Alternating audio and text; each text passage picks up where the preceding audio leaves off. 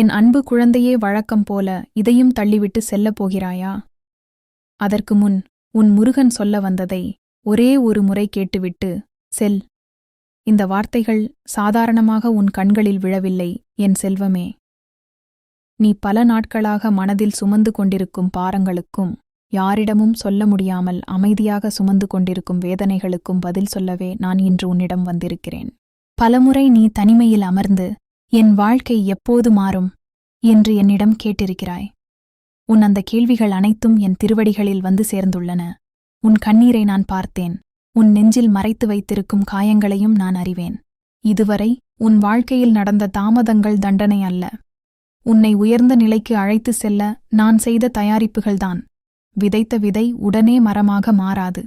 அதுபோல உனக்காக நான் வைத்திருக்கும் ஆசீர்வாதங்களும் சரியான நேரத்தை காத்திருந்தன.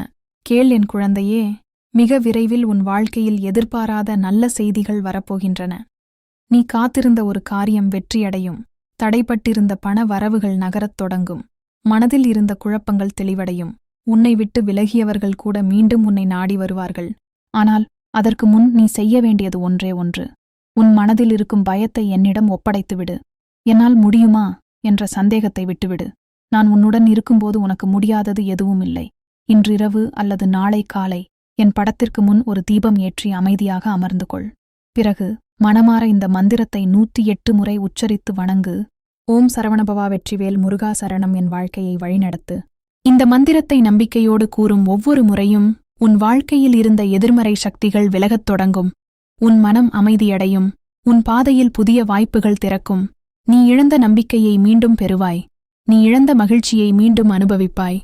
நீண்ட நாட்களாக உன்னை வாட்டிய கவலைகள் ஒன்றன்பின் ஒன்றாக விலகும்.